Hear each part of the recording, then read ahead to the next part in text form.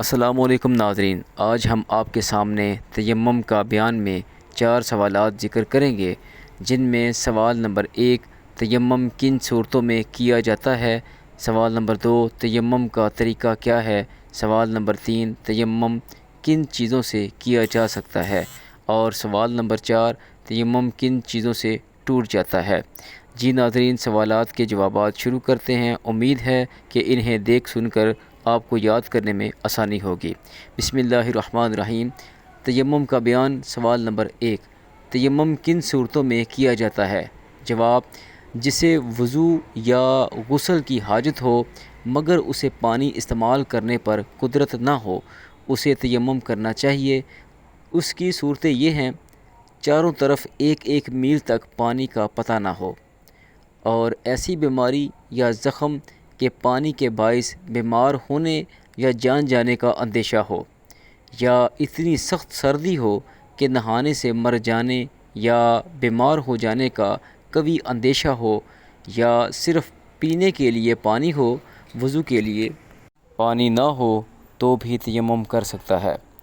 نماز جنازہ کے چھوٹ جانے کا خدشہ ہو، کسی میت کو غسل دینا ممکن نہ ہو تو اسے تیمم کروا کے دفن کر دیا جائے۔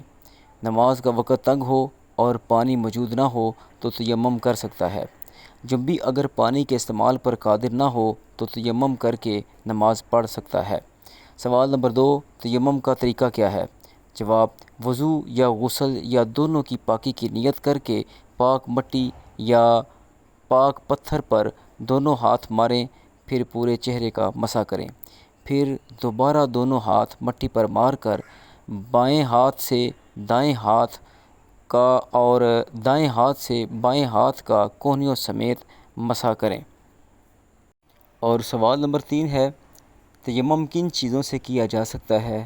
جواب: سورہ نساء اور سورہ مائدہ میں مٹی کو مطلقاً پاک فرمایا گیا ہے، یعنی زمین کی جنس سے تعلق رکھنے والی کسی بھی چیز سے، مثلاً مٹی، پتھر، ریت وغیرہ سے تیمم جائز ہے، البتہ اگر کسی کپڑے یا لکڑی وغیرہ پر گرد و غبار ہو تو اس سے بھی تیمم جائز ہے۔ سوال نمبر 4، تیمم کن چیزوں سے ٹوٹ جاتا ہے؟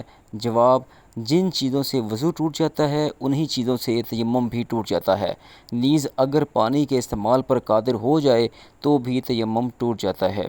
جی ناظرین، ہماری ویڈیوز کو لائک کریں اور ہمارے چینل کو سبسکرائب کریں۔ السلام علیکم ورحمۃ اللہ وبرکاتہ۔